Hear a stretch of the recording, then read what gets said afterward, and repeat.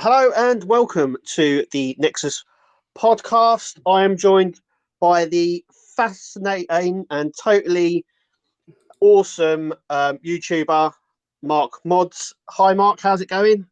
Yeah, not bad, thanks. Yeah, it's nice to have you on the show. Yeah, definitely. Thanks for having me. It's a bit different, and because I've looked like I listen to podcasts all the time, and I've never come across a partwork podcast, so it's different in that respect because obviously it's always on like YouTube and places like that, isn't it? Yeah, definitely. So stuff, and obviously you don't get like a talking one like this where you can stick it in your pocket and listen to it as you're walking along or in the car or something. Yeah, definitely. It's definitely different. Yeah, it's nice and different. So while you're on the show, I want to let people get to know you a little bit better. So what sort of got you into? I would say partworks, but actually like modelling, like in general. What started you in that? Well, I did models as a kid, and not really many plastic kits, but I was absolutely fascinated by Lego and bits and pieces like that. And obviously, you hit your teenage years and you stop doing it for a while. And when the Diagostini Millennium Falcon came out, which I always wanted when I was a kid, I decided to start doing it, and that's what got me into it. It was just that one thing. Yeah. I'm in the absolute same boat as you. I remember I built the plastic kits, obviously, because I was massively into Star Trek. So from the age of, I would say, 14, I was probably building the AMT Star Trek models, which then progressed to Warhammer. But like you, sort of got my teenage years, and I didn't do anything for a long time. And obviously, the first part work I sort of got was the McLaren MP4, I think it is, from Diagostini. I think it was like 2008, 2009. Yeah. And that was the first one I did. And then I didn't do anything until like with you, the Millennium Falcon came out, and I started doing that, and obviously DeLorean as well, because that was around the same sort of time that both of those models come out. Yeah. It's really interesting talking to a lot of people, and it's really interesting. Like yourself, a lot of people got into like the part works around that sort of time when they started hitting like the sort of pop culture stuff and the film stuff. That's when a lot of part works like started to gain traction and notice, because obviously they've been out for years. Yeah. But it's really interesting that a lot of people went, "Oh, I saw the Millennium Falcon, or I saw the R2D2, and that's when I started." It's really interesting that like around the same sort of time we're all building the same sort of model at the same time and started Yeah. the part work journey, as it were, you know. I think And sort of, I yeah, think go a on. lot of that is down to I think beforehand was a lot of wooden kits, and a lot of people wouldn't touch wooden kits. Yeah, well, Difficulty. yeah, yeah. I think the reason, yeah, that was it as well. Because I think like things like the Millennium Falcon. I keep saying it too quickly. And the DeLorean, they were sort of like the first, I think, sort of model die cast kits, if you know what I mean, Yeah. or real plastic ones. Where before, like you said, it was all wooden kits. Because I remember before I did the DeLorean and the Millennium Falcon, I remember seeing the wooden kits in the newsagents as well. So I remember seeing, I think it was the HMS Hood, and the Black Pearl was one of them as well. These were all like wooden ones, weren't they? Wooden ships. That's what they used to Yeah. do. And I think it came down to cost. And I think when the DeLorean came out and the Millennium Falcon, obviously they were like the die-cast plastic range. That's when it started. But there was like a die-cast boom at that same time. Yeah. So it's the time they started doing more die-cast vehicles, and the obviously the Star Trek ships as well. Diagostini done the Star Wars like Star Wars vehicles as well. Yeah. All die-cast, and I think that was the first. It was around the same sort of time when there was like this huge insurgence in die cast. I think the modelling method became better. Yes. And it became cheaper. So that's why I think they started to do everything, because lots of stuff now is done in die cast. It's unbelievable. It's near enough overtaken plastic. Yeah. And the detail you can get with die cast now as well. But in saying that, I mean, when I used to do Warhammer years ago, when I first started doing it around the 2000s, a lot of the Warhammer miniatures weren't plastic; they were all die cast, and they've switched from die cast to plastic Warhammer. So they've gone the opposite way. I think a lot of it these days is now it's just down to cost and how much it takes to produce it, how much it takes to post it, and definitely. It's a lot. It's all cost at the end of the day, and these things, they are going up in price, and unfortunately, we're having to pay more from what we pay. Yeah, I was talking to a few fellow YouTubers, Scott from Building with the Boys and Jay from Jay's channel. I'm hoping to have both of them on the show as well at some point. Yeah. But I was talking to them, and they were saying that the cost has gone up, and by talking to people inside the businesses and stuff, this is going to be a sort of the norm going forward. More issues per month, more sort of pack builds as well, like Agora do, and the time of cheap builds, I think, is gone. Yeah, and I think that's not. It's also down to cost of materials and obviously shipping it here, but I also think that's down to its popularity, because as soon as something becomes more popular, they tend to creep the price up slowly because, popularity's there, isn't it? So it's sort of like, we'll increase it because more people are doing it, sort of thing, so they can get more money, I suppose, out of it. But yeah, I think the time of getting like 4 issues a month, picking up in the newsagents, I think is going. Yeah. I mean, so I think a few years ago, maybe 10, 15 years ago, you only had a couple of partworks out there. So I think at one point there was 3 on the market at the time, which was the Millennium Falcon, the R2D2, and the DeLorean, and that was it. But now it's completely and utterly flooded the market, where if you were to do every single one, you'd no way be able to keep up with it all. Yeah, I sort of, I totally agree with you. I sort of look at people that do, like World of Veil. I can't understand how he does so many. I mean, I would struggle to do that many builds, I think, all the time. Not only that, I remember getting like wrist injury from doing the rivets on the Rootmaster. And I was thinking, imagine, I had to have a break when I did those rivets, because when you had like 20 of them and all the little red screws, but doing something like that all the time, it's interesting, because me and Scott from Building the Boys, we've both said, we get asked it all the time. Would you do YouTube full time? And no, we both say no, because it's fun at the moment. And if I turn that fun into a job, and I know some people say, they say that if you do the job you love, you don't work at all. But I think I would not like it as much if I had to do it full time. Yeah. I mean, it loses its appeal. The thing about YouTube is, and you'll know as well, when you do get monetized, you don't get a lot of money from being monetized. No. £10 a month or something like that? It's not a lot of money. You really, really got to work hard to reap the rewards of making an income from YouTube. Yeah, I mean, I've known lots of YouTubers, not even in our own sort of little partwork area sort of thing. So I know people who do gaming videos, and I know people that do like Hot Toys, the high end collectibles as well. Yeah. That have, and I also know people that have come and gone from YouTube, just like with the partworks.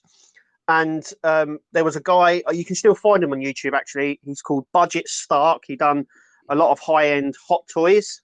Yeah. And his very last video that he did, before he said, look, I'm not getting anything, he done a Q&A with everyone, and one of the questions was, how much does he make from YouTube? He had something like over 50,000 subscribers, and he's getting 200,000 videos. Yeah. And obviously, Hot Toys cost about £300, and he said the most he ever made in 1 month was £300. That was the most he ever made, and he said because of the analytics and all that with YouTube and everything, he says every month it was a different amount. Yeah. And he said, so if you're thinking, I'm going to get into YouTube and be rich, he went, no. I said, he goes, look, I'm halfway. I've got 60,000 subscribers, and he said I couldn't live off this, and there's no way. He's getting like 200,000 videos like plays all the time. His videos are still up. You can still check him out, but he doesn't do anything anymore. He doesn't do any more videos. But yeah, he did say that it's not a quick rich scheme. You're not going to make a lot of money out of YouTube. You just aren't. And then obviously as well, every year they bring out more rules. So there's more hurdles you have to get over to become monetized. And then not only that, to get more, if you know what I mean. So on my one, I don't get the same amount every week. Yeah. It's I don't know how they work it out or how it happens, but I'm like you as well. It's like £10 a month, and even if I did it full time, I mean, a lot of people say to me, "Would you give it up?" If it paid well. Well, it would have to pay more than what I'm earning at the moment, which is quite a bit. Yeah. To even make me go, I want to do that full time. But like the budget start guy said, he said it's unpredictable. Yeah. He said, so you're not going to get £300 1 week and that the same month, if you know what I mean, and that the following month, and so on and so on. He said that is why, because he only ever did YouTube, and he said that is why people do Twitch and Facebook Live. And he said, because then you're hitting all those three at the same time. But he said, actually, most creators make money not from YouTube or anything like that. It's from Patreon. Yes. He said, because that is where there's a steady line of income. He says, because if you have 300 patrons, he said, effectively that's £300 a month. But that's going to be constant, because you know that near or less you're going to have the same sort of patrons every time. I think with YouTube is you run the risk of it's a bubble that could pop any day. Say the wrong thing or do the wrong thing, and that's it. You're down. Plus the fact you might think you're doing nothing wrong, and then you're just getting along with it, and then YouTube finds something that's wrong in there, and they shut you down, and then Facebook shut you down, and it's like, I've got to start from square one, and that's my income gone. Yeah, that's it exactly. It's not a certain thing, YouTube. So it's a strange place. Like you said, you're one video, one saying away from that sort of scenario. But not only that, as I'm getting older and my hands are starting to shake, there's going to be a time when I can't do it. Yeah. So you know what I mean?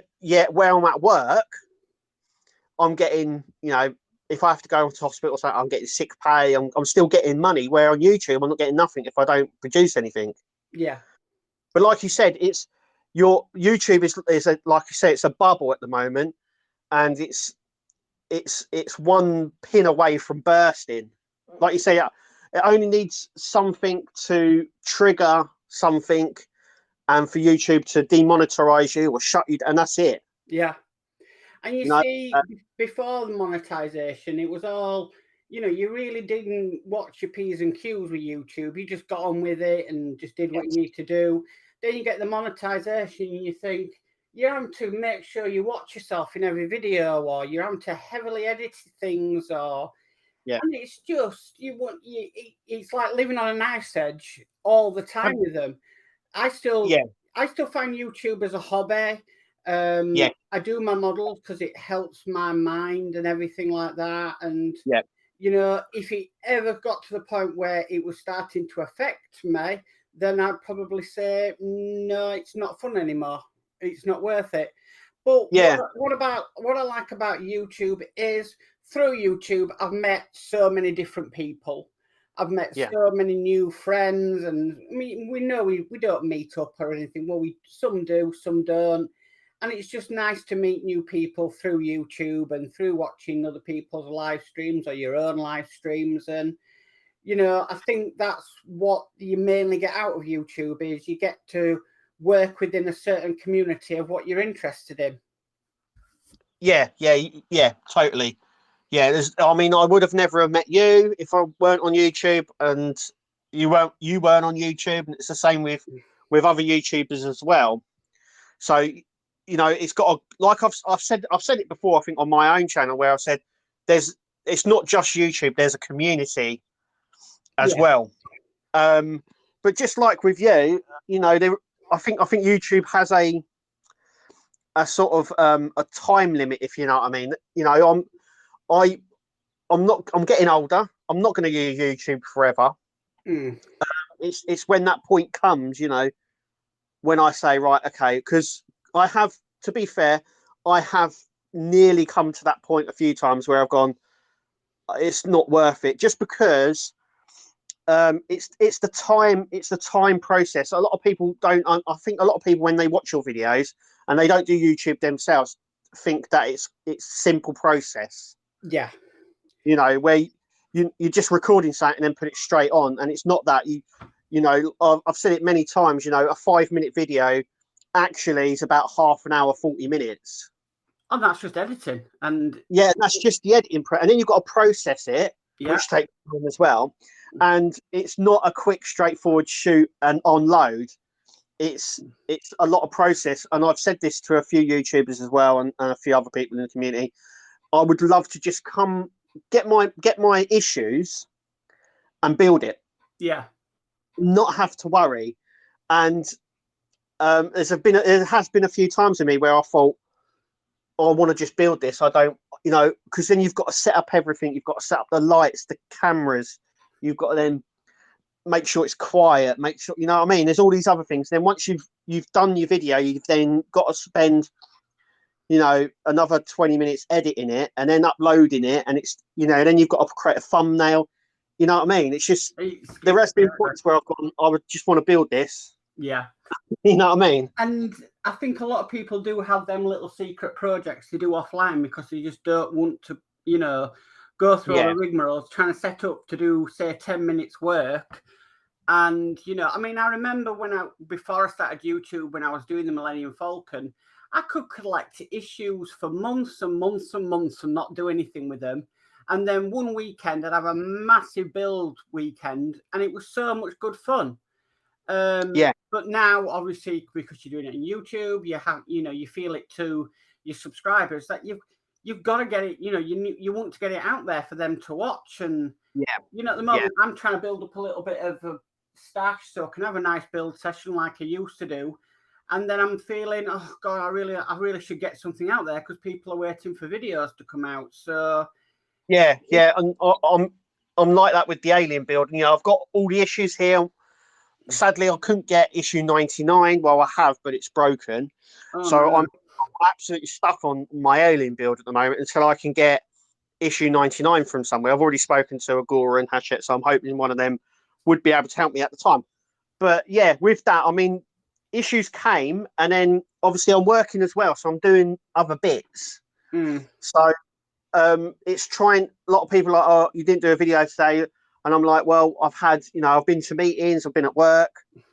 It's 5 in the evening. I'm going to have my tea soon, and then you know what I mean. Then I want to relax. I don't want to then go. You know what I mean. You get to a point at night time, especially. I don't know if it's with you, but especially with me. I'll get to a point, say about 7:30, and then I can't be asked to do much. Yeah. So sometimes I go, I'll do it tomorrow. I can do it in the morning, so no videos go out.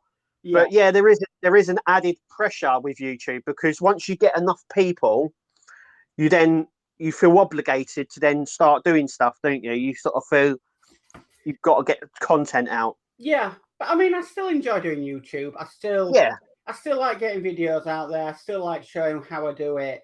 And like I said, it's not that easy. You go from your process of, right, okay, what model am I doing?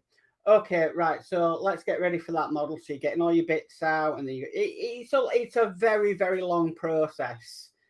And even when you're starting a new model, it's still a long process if you decide to put it on YouTube, because you've got to start thinking about hashtags. You've got to, it does take its time, and you've got to be committed to it to if you want to get somewhere.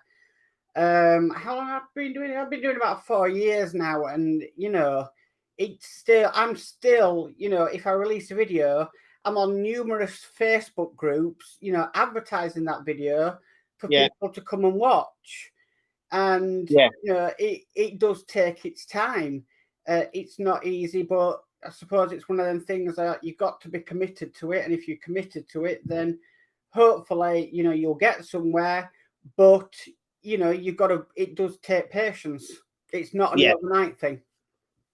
Yeah, I mean, I've played around with the ideas because, realistically, I want to do. This is why I do other things on my channel. It's not just the partworks. I do, where I have my action figures, or I review something that I've picked up, which I think is quite interesting, and I do my video gaming as well.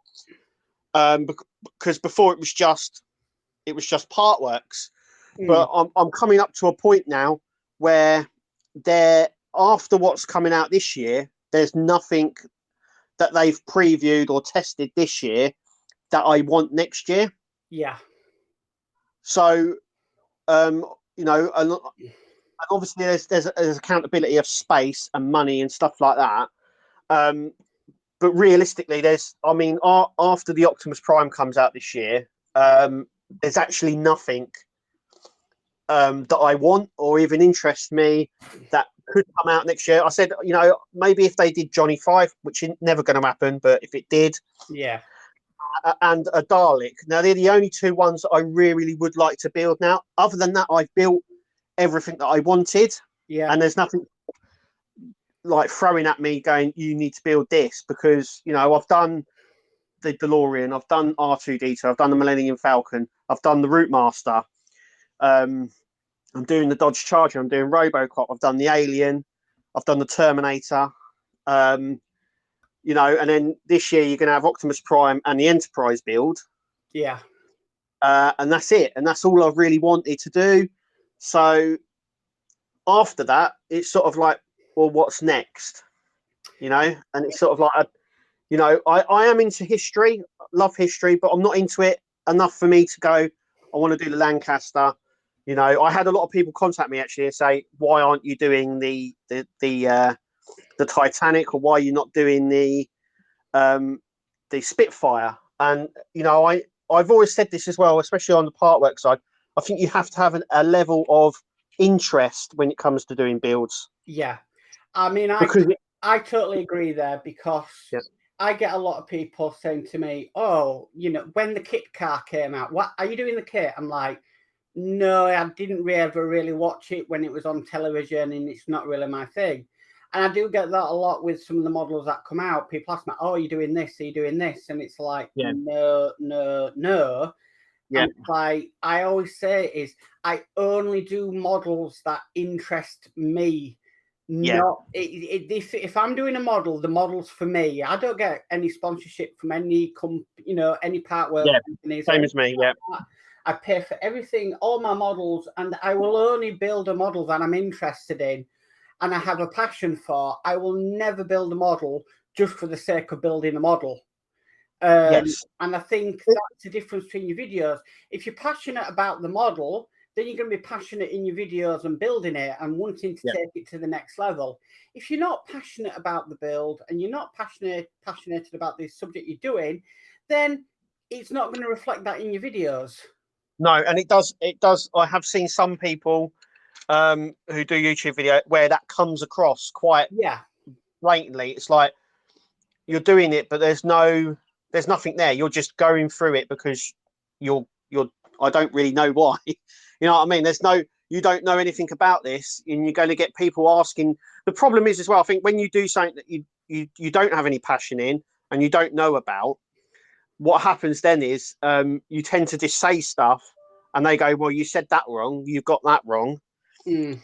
and it does really show in your videos, like you're saying.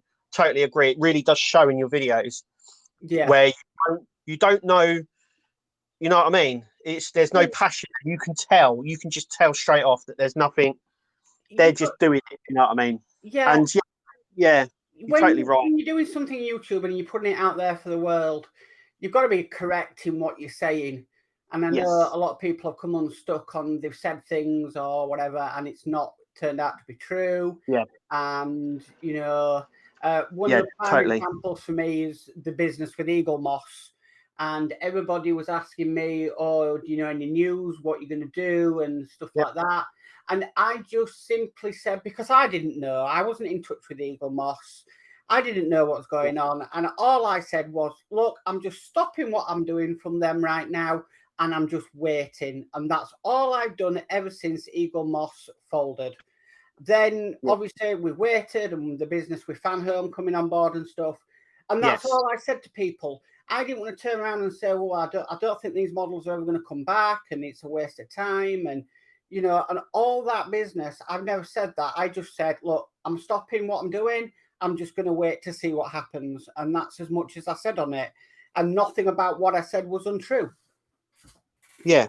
Well, you know, as you know, that I've got sort of contacts and people within the companies that I speak to, and they're not very high, but they're enough there to sort of give me information, maybe information I'm not supposed to have, but I get it.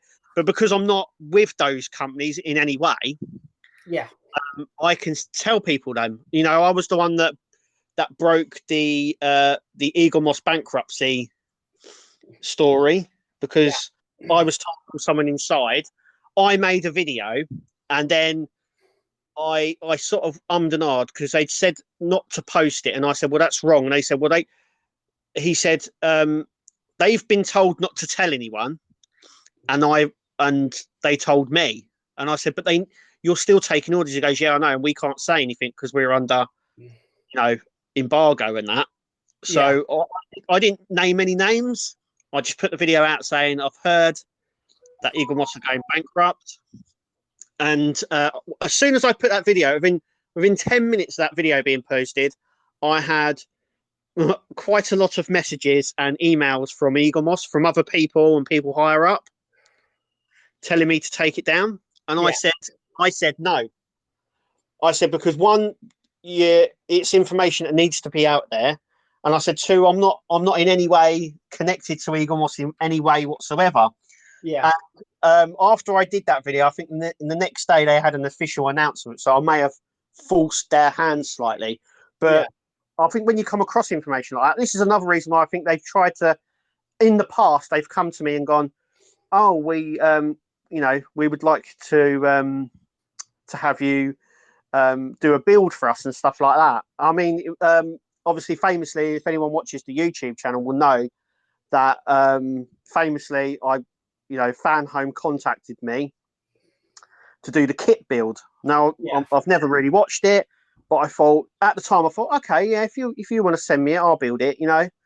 And then I had a meeting with them through Zoom, and that's when I found out that effectively, when you do these builds from these companies, you're a salesman. That's it. Yeah. And you have to say certain things. So I said, can I say anything? And they go, we'll send you it. And I said, oh, can I say absolutely anything I want? And they went, within reason. And I was like, well, what do you mean within reason? They went, well, within reason. And I said, but if it's rubbish, I'm going to say that. I'm going to say, this is not worth getting. It's rubbish. And he goes, well, you can't say. And I was like, they're just gonna sort of tie me down. They're gonna review all the videos that I do to make sure I don't say things wrong.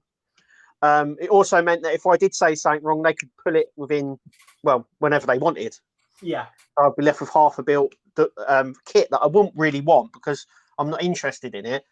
And then they went on. They would give me a code, and then that would register how many people use that code to see if I could still.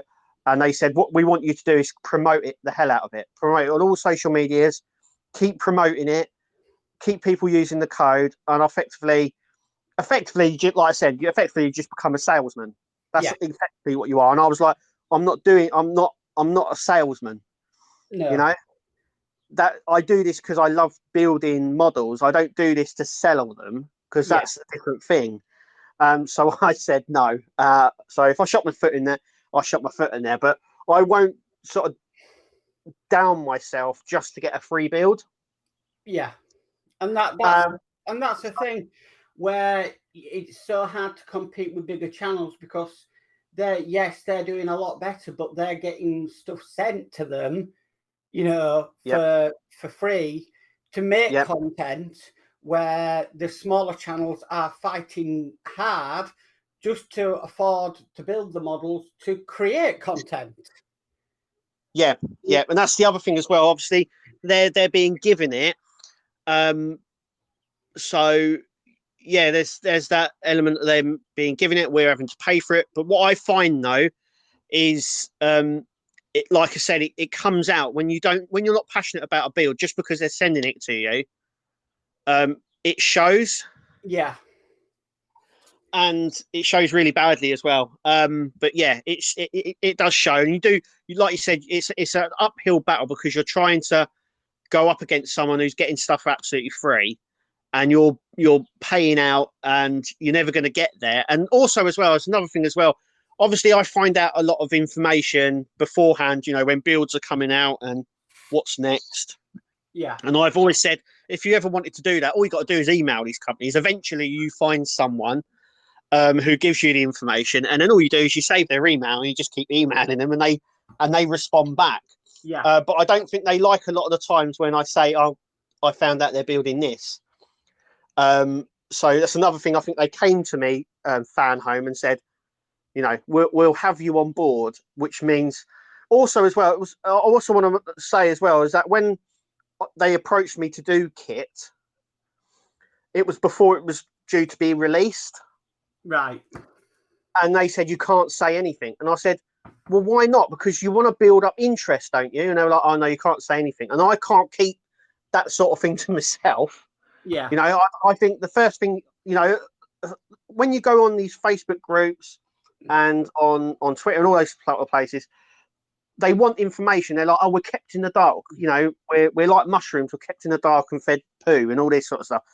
And I'm like, that's down to the companies, because I've been in contact with them, and they say we can't tell you anything until we're ready to go launch. And it's like, well, why? Yeah.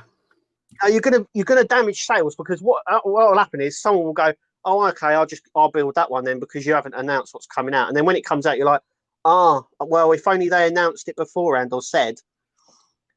And you know, and you do get that with some people. They go, "Oh, I don't know what's coming out." You do, because you're told, you just can't say. Yeah, I mean, the Harshette trials are the best one, because for me, I really do laugh at them, because it's okay. So you suddenly see this model in shops, and you think, oh yeah, I wouldn't mind building that. And if you're in a certain part of the country, because I'm sure they get a map of Britain and throw a dart at it and say that's where we're going to, I think that's where we're going to test this model. And then you get people say, well, it's not a trial, it's definitely full on. And people are like, no, it's definitely a trial. So they phone up customer service and they ask customer service, is this a full run or is it a trial? Now, I know, because I've spoken to somebody, that customer service at Harshette have to treat it like it's a full run. That's right, yeah. They can't treat it and turn around and say, no, this is only a trial. They have to turn around and say, no, this is a full run. This is definitely going to be a full run, because that's what they're told. They have to treat it as that, as if this was going out live, and they're going to get the customer questions, because that's what information they want of what's coming in via email. And the only way to actually know if it's an actual trial or not is if it becomes on the actual Harshette website. Yeah. Right, from it being in the shops. That's it only. And if it's not it's not, throughout the nation, throughout the UK, in the shops, then that's another indication. It's just a trial. And it's absolutely crazy. The amount of people, no, it's not a trial. I've spoken to them and everything. And it's like, no, it is a trial. They're just actually treating it as a full run. Well, I I obviously I know contacts within Hachette, so I approached them a couple of years ago to find out exactly what the scenario is around tests and why they do them. And it's all really complicated, but effectively what they do is they want to show investors and the company as well that a product will sell. Mm. So what they do is they do a test run. A lot of companies do these sort of things where they'll make something, and then what they'll do is they'll display it, and it will say company approval or awaiting licensing. Yeah. So they've made it, but you can't buy it. And effectively, what this is it shows interest because Hachette are very smart. So they won't plow, 150 grand into a build, not knowing that it's not going to sell. Yeah. Yeah, this is another thing that I criticised Agora for actually. I don't want to like badmouth them, but I have mentioned it a few times, and I think the guys over at Agora are brilliant. Mm. But I do question some of their things where they've just come out with a build, and I'm like, do you know if that will sell? Because when you do something, the most expensive thing is obviously the tooling, and that's half of the money already gone, and you've got to make sure you get that back, and that's why Hachette do test runs to test the market to make sure that if they do go with it, it's definitely going to sell and they're going to make money on it. But what they have to do is get all the figures right. Yeah. And happens is because I said, they hate people like us saying it's a test run. They hate it because it damages. It does two things, I was told. So it damages the numbers of people subscribing, and it also sort of ultra inflates the numbers as well. Yeah. Because what happens is when we go, it's a test run, people that will build it then won't get the test. No. Go, right, okay, I won't sign up then. It's just a test. And what they also said is it'll hyperinflate the numbers as well, because what will happen is they'll know it's a test, and you'll have 2 or 3 people sign up about 6 times. Yeah. And so what they say is the reason they treat it as a full run is so they can get an official figure, an official number, and then go, right, actually that will sell. Because what will happen is if we hyperinflate it or people don't sign up that want to build it, it's going to mess it up. Yeah. So that is why. So when it comes out, they said when we do a test run, we treat it as a full run, because if we treated it any differently, it would do those 2 things. And I was told that may be the reason why we haven't got the Hogwarts Express. Yeah. But the licensing is so bad, though. It's a hard process. Yeah. I mean, it's strange actually, because when I built the X-wing, I don't know if you had the same, but the information you were given at the beginning of the X-wing in the magazines completely had no relevance to the information that they were given at the end of the X-wing, because it had been taken over and all redone by Disney. Yeah. And what you tend to find as well is that some of the material may change halfway through the build. Yeah. And actually, that's just happened with the Batman Tumbler build. So the 2 front tires, I think we get the front tire in issue 10, but the tire that we had in issue 1 is different to the tire we get in issue 10. They've changed the material already. Yeah. And so there's a slight difference in look already. And that happens. But that I mean, I've seen that happen a few times. I saw that happen with the Spitfire when they noticed problems. They did it with the Ecto 1 with the mirrors on the door and everything. But what got me about and it made me laugh about the Ecto 1 is they displayed this model at like a Ghostbusters convention, and everybody in there were going how brilliant it was and to have this model. And did nobody in that convention pick up that there was a wing mirror on the door and there shouldn't have been? Yeah. Because that makes no sense. That people. There's a lot of things like that get signed off, and a lot of these companies just sign it off without actually looking. Yeah. So there's loads of examples like DeLorean. Take the DeLorean for instance. So I've said this many times. So if people don't know, a lot of these cars that we're building, if they're not a proper car, if they're a film car like Kit or the DeLorean, they can't get access to the real thing, the on-screen real thing. So what they do is they find a reproduction, or someone's done a close enough reproduction of the original, and they scan it. And you can tell this instantly straight off with the DeLorean, because firstly, it's got a wing mirror, a rear view mirror in the front. Yeah. Yeah, the original DeLorean didn't have that. And also behind the passenger seat, there is a little box with like dials and a speaker on it. Yeah. Yep, that was because the car that they used goes to shows, and that little box there was what they used to do all the sound effects on the car when it's out on display in conventions and stuff. Yeah. So what's happened there with the Ecto is they haven't had the original, and what they've done is they've scanned a reproduction of the original, which most likely had the wing mirror. And then what they do is they send it off to these companies, to the film companies, to get signed off. They've looked at it and gone, yeah, that's fine, and signed it without realizing.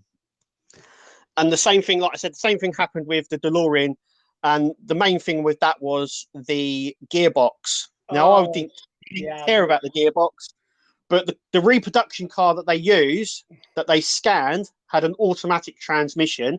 Yeah. But the actual car was a manual, and people went nuts about it. And that is why when you're building these cars, like the Fast and Furious one, like the Kit, you're not actually building the one from the show. What you're building is a representation or a replica of a replica. Yeah.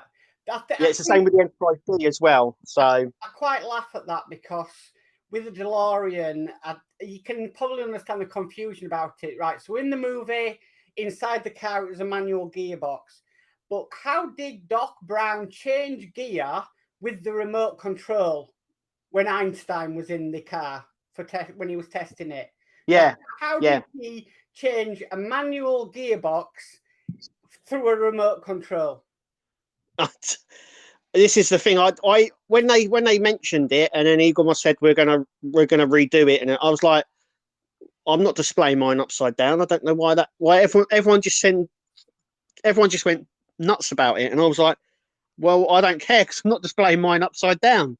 No. So it doesn't bother me. But I know there's a lot of people that are really passionate about stuff like that, so I get it. Yeah. I mean, the only thing, going back to the trials, I think the only trial I've never seen Harshett do was for the Titanic. Well, actually, when I inquired about that, they said they did do a trial on it. Right. Because they said they always do trials on everything that they bring out, always, because they need to test the market. And I said, but you didn't do one on the Titanic. And my contact out around and went, we did. And I said, where? He goes, we're not told where. We're just, he said, I don't know how they choose the areas or anything. He reckons that the areas they choose is actually down to W.H. Smith News. Right. And not down to Hachette themselves. Okay. Because I said, oh, do you just throw a dartboard? And he goes, no. He goes, I don't know where they go. Like I said, he thinks, my contact thinks, actually, because he's never told where they are or where to pick them up, and they just appear. And he said, actually, he thinks that actually it's down to the people that distribute it. So W.H. Smith News are the ones that pick the areas. Right. Well, from what I knew about the Titanic, because I knew quite a bit, what I heard, and which there is some truth behind it, was, yes, it was tested, but not in the UK or Ireland or anywhere like that. It was actually tested in Italy by D'Agostini. Oh, right. Okay, yeah, because this is another thing. A lot of these companies all work very closely with each other. Yeah. So again, I think it was D'Agostini released it in Italy, but I don't think they could get the licensing for it in this country. So Hachette managed to get the license for it. That's all. That's as much as I know. So yes, it was tested, but not in the UK. It was tested in Italy instead by D'Agostini. But Yeah, that's like interesting. like a lot of things. Okay, so Kev, you've done the DeLorean and you've done the you're doing the tumbler. Yes. You know pretty well that them screws that come with the tumbler look very much like Eagle Moss packets. Yes, they are. Yeah. So is this something that Eagle Moss had the license for before they went under, or was No, under? no, Or... they did have the license to do the original Batmobile, obviously. Yeah.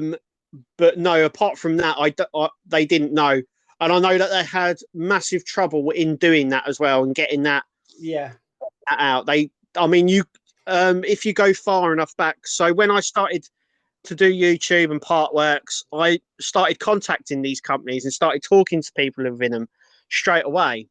Yeah. And what I found out was actually the Batmobile was due to be released before the DeLorean, and the Batmobile was actually a smaller scale.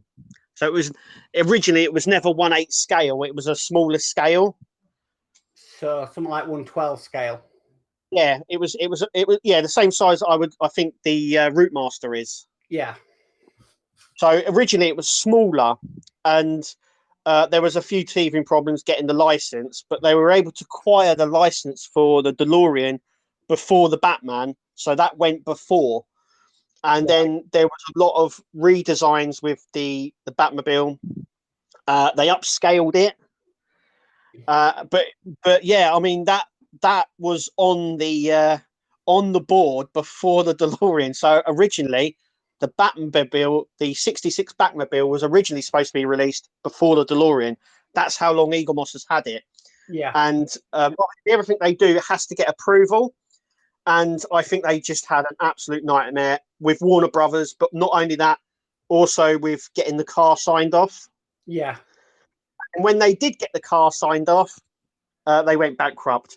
When I spoke to the guy that was head of design for Eagle Moss, Ben Robinson, yes, he actually said he'd be very, very, very surprised if the '66 Batmobile ever comes out, because they had so many problems getting it to that stage.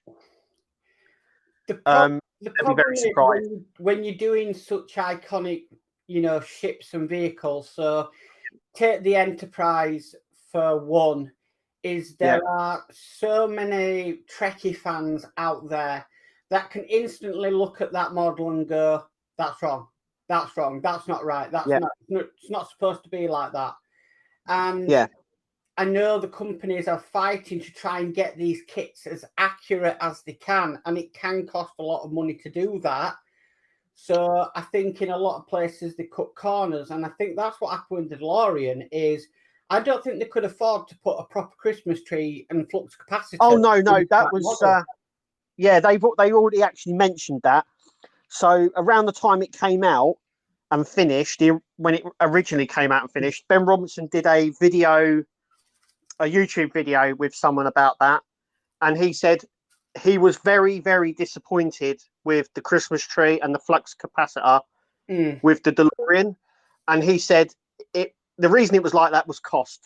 Yeah, he said, we could have done it 100 times better, but he said it all came down to cost in the end, and he said the end result was not what we wanted. And he said he was actually upset with the end result on both of them, because that's not what they wanted, but it's what they could afford within the build. Yes. So they said they already knew about that, and stuff like that. And it's the same with the Enterprise build now. I think now it finished, obviously, and it's coming back. And it's coming back to the original as well. There's a lot of misinformation about it being redesigned. That would cost a lot of money. They're not going to pay all that to get that redesigned. No. But they said after it's been done that there could have been better ways of doing it.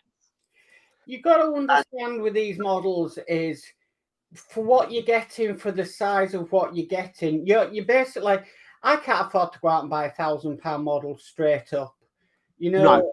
And you've got to, for what you're paying to get it, that's what it is. And if you want to be better, then you've got to do something about it yourself.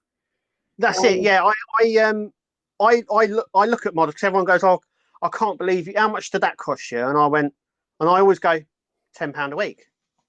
Everyone always looks at the end price, and I went, don't look at that.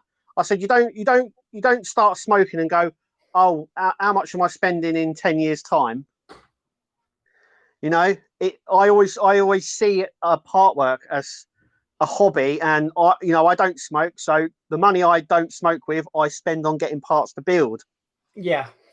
So, that's where I take from it. You have your hobby, you have the money that you spend on stuff, and this is what I do. There's no different. There's no different. I don't spend, I could probably spend more money doing other things, but this is what I like doing. So this is what I spend my money on. Yeah, and that's what I do. It's what I enjoy doing. A lot of people, would say, why do you still go on with the partworks?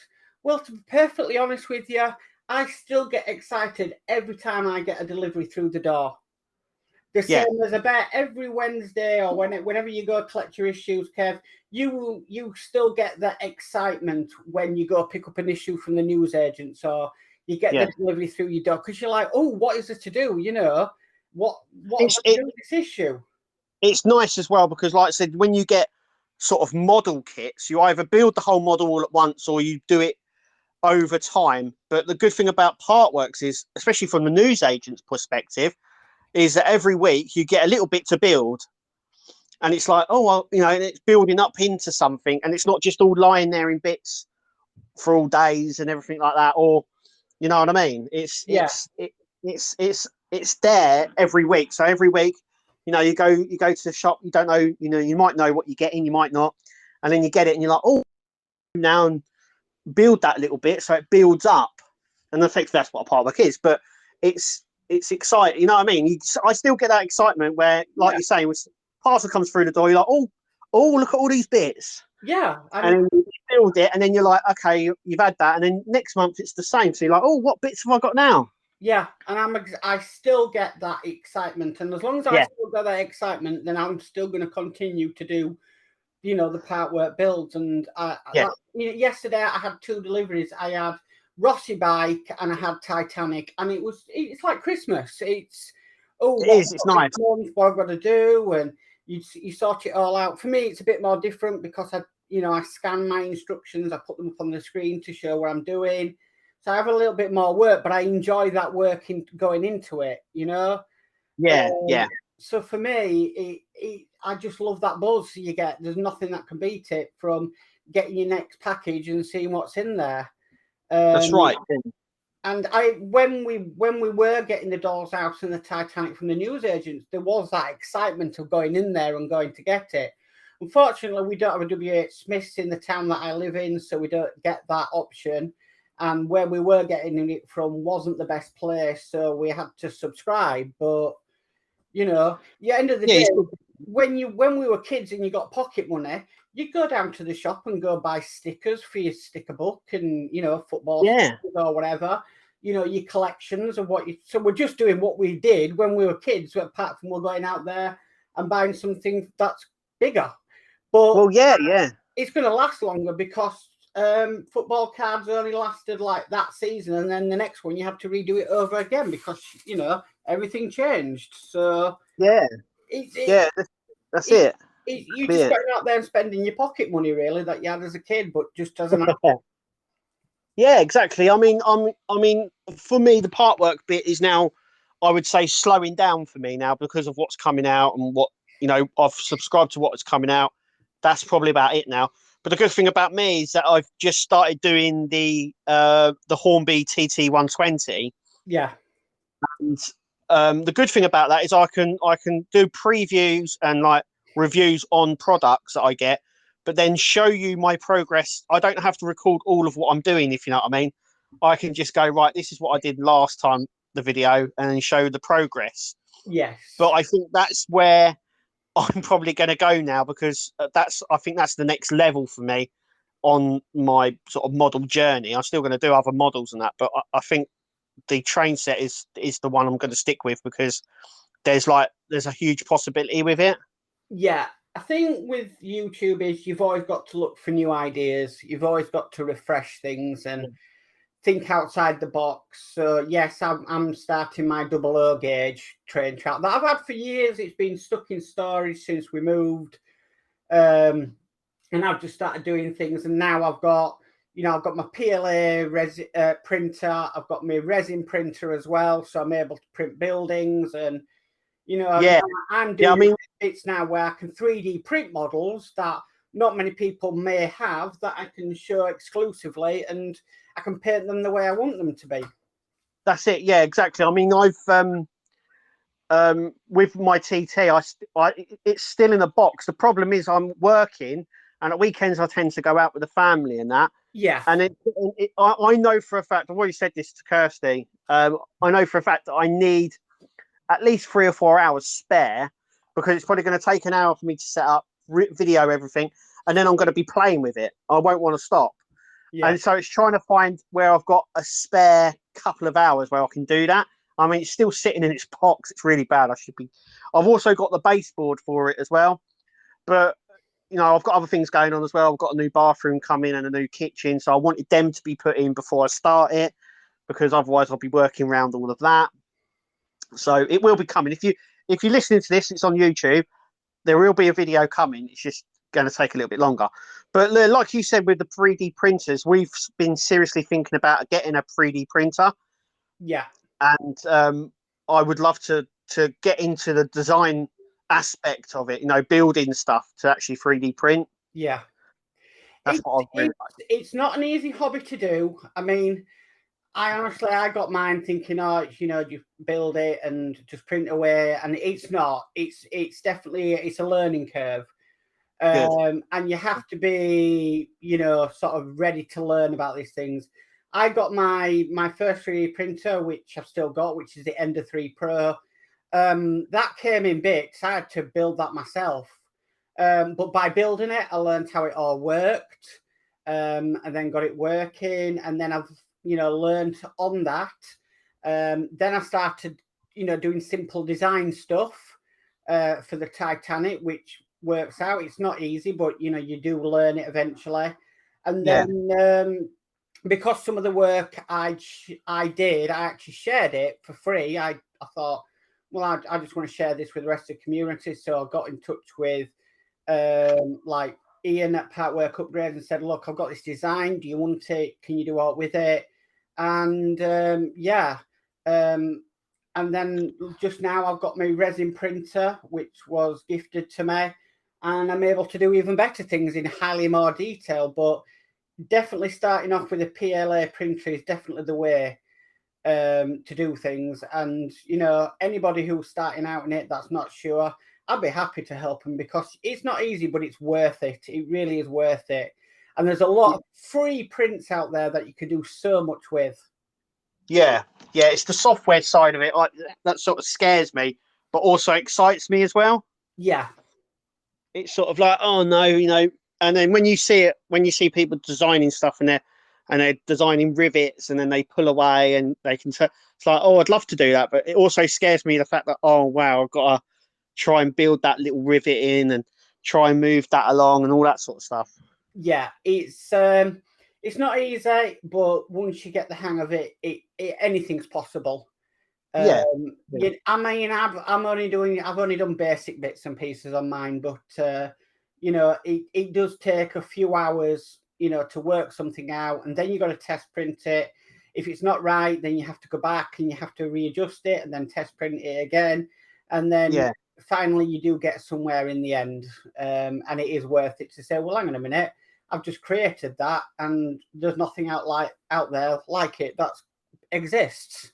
Yeah, it's nice. That's the reason we want to get one, is one, because I can use it for me my Hornby sets, but also I can create stuff. I'll go to conventions and stuff like that, so I'll maybe create like a stormtrooper suit or something like that with it. Yeah. So the possibilities are all there, where you could buy one already, sort of thing. There's so much you can create to go with your models as well. Yeah. Like I'm currently painting a model of the big piece. It's a piece of the hull they brought up from the bottom of the sea. Nice. The Titanic, and that's going to go with my model once it's done. For you, say the Enterprise, there's a free file print on there for the nameplate for the NCC, the Enterprise D.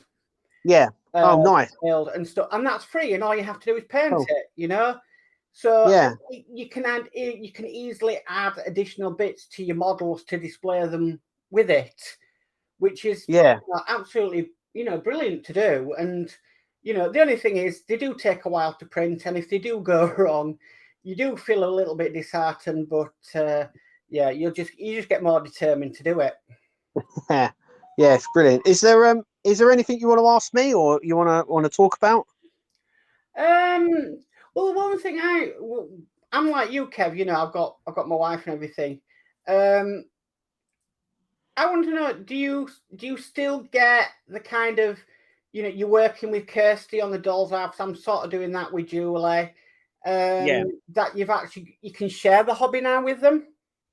Yeah, definitely. I mean, she's I mean, before when I started YouTube, she was dead against coming on it and all that sort of stuff. But but her confidence has come right up, and I mean, she said I want to do the Disney when the Disney Dollhouse come out. It wasn't for me, because it's nothing to do with me. Yeah. And it just doesn't interest me. But she said I'd love to do the Disney Dollhouse, and I was like, oh, okay, then I won't I won't record. She goes, no, we're putting it on your YouTube, and I was like, really? She was like, yeah, I want to do it with you on YouTube. I was like, all right, yeah, let's do it then, let's go. And and the thing is, since I've been building it, I've actually really enjoyed it. It's got to be up there with one of the best builds I've built so far, because it's just everything slots together really well. It's actually really well made as well, even though it's like out of wood. Yeah, it's sort of really well put together, and I'm absolutely loving it actually, and obviously so is Kirsty. Yeah, but yeah, like you're saying, it's nice to have her on board, because like I said, she's done all that, and then now we're doing that. She's now started to come on and do like with me with some reviews that I've done. Yeah. There's at the moment on my YouTube, I'm doing like the under £50 challenge, where I can get stuff for under £50, and she picked up something for herself. Yeah. And all right, that's nice. And she went, I'm doing it on the channel. I'm going to do it. I'm going to review it. I was like, you go ahead, you do it, and we'll put it on there. And that's great, because, from me doing YouTube, brought Julie more to YouTube, doing lives on YouTube and stuff. Yeah. And it's great that she's enjoying doing the partworks with the Doll's House. And we knew how much Kirsty had come on because of the partwork awards. When you were both on, and we were all watching, and it was brilliant. It really was. Yeah. And I remember the early days of the Doll's House, like, no, Kirsty's not here today, but she's just occasionally she will say, oh, you just do this bit, like she wants to do the build bits, but she's not confident enough yet. Yeah. So she's like, I like showing off the little bits. I love doing that. She goes, but if you want to do the build bits, you do it. So that's what I tend to do. So she goes, there's a little bit, so I'm going to hand over to Kev. He's going to do the build bits. But yeah, I mean, I'm loving doing that because it's together and we're doing it together. And I'm hoping that we'll do more stuff together going forward. And I'm hoping we can do some more stuff together. So yeah. All good. Yeah. That's really good. The only thing I would love to see on your channel is maybe you and Kirsty out and about shopping for collectibles. That would be really good to see. Oh, what, like, yeah, because funny enough, we always go out looking for like stuff. Yeah. We're always in like a comic shop or a toy shop, always looking for something. And when we come off, we're like, oh, look at this. And then we're like, what about that one? And we do it all the time. There's a lot of stuff we pick up that we don't actually show on YouTube. There's certain times where we pick stuff up. Kirsty goes, do you want to do it on YouTube? And I've gone, no, it's all right. Don't worry about it. And she's opened it up. But we're now getting to the point where everything we might pick up, we're starting to do a little video on. And I think that's great. And I think that's something unique to your channel. You and Kirsty going out, recording, you going into the shops and picking up stuff. And I think that would be, just to show people, look, this is where you can get these things if you want to get them. Yeah, and we should do that. I think you've just given me a great idea. Yeah. But yeah, because we always go into like, you know, Home Bargains and B&M and all that sort of stuff. And those sort of places, you wouldn't have thought that you would come across like little trinkets and No. little collectibles, and you really do. You come across them, and they're really like good value for money as well. It's Yeah. like, oh, look at this. Yeah. But yeah, that's given me a great idea because, like I said, I do pick up a lot of, you know, my brother said, oh, you can afford all these things, and I'm like, yeah, I know, but I said this to my dad actually. I said, you know, I never pay full price for anything, and he goes, oh, you're a bit tight. I said, no, I'm just smart. Yeah. You know, you know, he goes, yeah, but you can afford that. I said, yeah, I know, but I wouldn't pay full price for anything. Yeah. But that's just me because I'm always out looking for a deal. I'm always looking for something, you know. And I think we're all like that. I'd love to know how people do it. And I think that'd be a fantastic, great addition to your channel. You know, make a little intro of you and Kirsty going out and going to the shops and seeing what you can pick up. And I think that would be an amazing addition to your channel because Okay, we all are. When you did them busts, I think it was around about Christmas time. You know, I was in B&M's looking for them myself, and I'm like, where the heck did he find these things? The puzzle busts that we picked up. Yeah, we can still get a few. There's actually one that Kirsty wanted to get. It's a cyborg one, and she was thinking of picking it up. Maybe I'll do a little video of us picking it up and then picking it up and showing it, and then building it and showing it after. So you see the entire process of going out, buying it, coming back home, building it, and then where it finishes off in the end.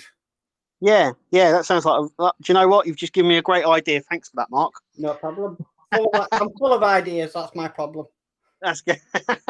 But yeah, I mean, like I said, we're always going out and picking up little things, and we love our collectibles. That's something that we do love. Yeah. You know, but my sister-in-law, Kirsty's sister, she works at a funeral home. All right. And obviously she's come round a lot round our house and has seen collectibles and stuff like that. And she goes, well, what will happen with all this? You know, it's a morbid question, but it's one that I think you need to answer. Because I'm like, oh, I don't know. She goes, you're going to leave it to the girls or? And I was like, oh, yeah, I don't know. You know, it's one of those sort of questions, isn't it? What will happen to the collection that we've built up when we're gone? Yeah. And you know, I know people that run comic shops, and that. So I know the sad reality of it is it will most likely go to them sort of people. Yeah. You know, because I think grief hits in a different way with certain people. So I know where someone's passed away and they've had a big Transformers collection and their partner has gone, I just want the whole room cleared. I can't look at it. You know, it brings back memories. I want it all cleared. And there could be like little things in there that are worth a lot of money, but they just want it gone. So they call up things like the charity shops and stuff like that. Yeah. And it all goes. And I have thought about it because, you know, my sister-in-law's are morbid like that. But it does get me thinking, like, how realistically longer can I keep all of my collection going and what will happen to it afterwards? It's really interesting. And it is, but then I think to myself, well, I bet my parents had the same thing. I bet their parents had the same thing. And I think we all go through it. And yeah, I've got collections of Star Wars bits and pieces that are not on display or they're in boxes and bits and pieces. But as long as they enjoy me, I get enjoyment out of them while I'm still on this planet, then that's exactly what I said, Mark. I said, well, it doesn't matter when I'm gone, I'm gone. Yeah. Well, I enjoy what I'm doing. I enjoy looking at it still. And as long as that happens, it's staying there. And if I'm not here, I'm not here. You know, let everything out. Yeah. But it's really interesting. Yeah, as long as you get enjoyment out of it, it's somebody else's worry. You know, everybody does it. I'm going to have to go through it with my parents when they pass away. So, you know, it's just one of them things. You know, it's not my problem. I'm enjoying it for now. Yeah, that's it, exactly. Everyone, you know, but like I said, they always come round. They're always looking at, because we're always picking up something new. So they're always like, well, what have you picked up this week? What's new? I'll go around and have a look. Yeah. Because that's another thing as well I want to say, just before we go, is like everyone has their sort of man cave or their geek den, and I don't have that. I had it at the old house, but at the new house I haven't got that because the girls are now sharing a room. So, but our house is a man cave, if you want to call it that, because Kirsty's I'm very, very lucky because I can have bits out. So, you know, my Terminator is in our dining room. Yeah. And just as you come in through our door, I've got my wrestling belts on one side of the stairs. In our bedroom, I've got a lot of collectibles out. She's got her own collectibles. On the landing, we've got all my Star Trek ships from Eaglemoss that I've collected. And she said, you know, the Enterprise is going to go next to the TV when it's built. So that's still a thing. So yeah, for me, I don't know if it's the same with anybody else really, because everyone's like, I have my own little space, and I sort of don't have my own little space. You know, when I do my partworks, I actually do it in my dining room. Yeah, because I don't have my own little space, but I love the fact that I don't have my own little space, that I can actually, it's all out on display, if you know what I mean. But you see, that's the individual person you are. So you go around to your house and you go, all right, yeah, okay, all the Star Trek stuff's out. Yeah, this is Kev's house. You know, this is Kevin Kirsty's house. The same as you come around to mine and you'll go in, you know, you're coming through the door and you say, oh, Titanic photographs, right? Yeah, that's Mark. You know, he's a nut about Titanic and bits and pieces. So it's who you are, and that your house reflects who you are. And I think at the end of the day, in your home, you're only going to be just surrounded by the things that make you most happy in life. So yeah, exactly. Yeah, because I should do a sort of a man cave video. I'm like, oh, I don't have one, but I have a house that's full of it.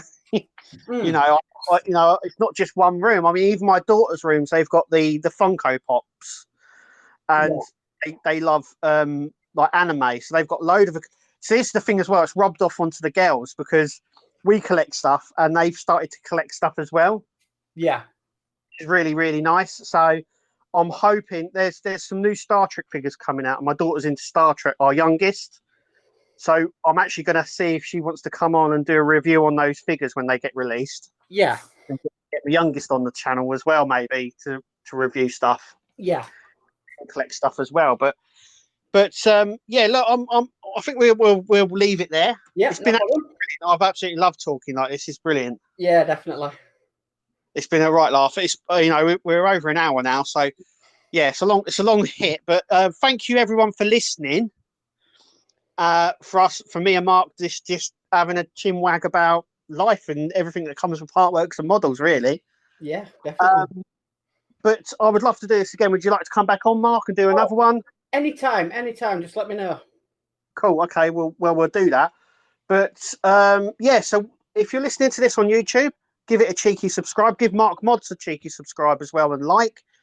If you're listening to this on any podcast, because you can listen to this on any podcast network, give it a little like. You can also send a message, and we can play those messages on the podcast as well. But thanks everyone for listening.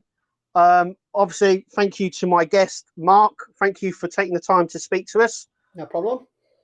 And, share some experiences and have a bit of a talk. It's been absolutely fantastic. But I'm going to go now. I'm going to go. So once again, thanks for listening. I've been Kev. I've been Mark.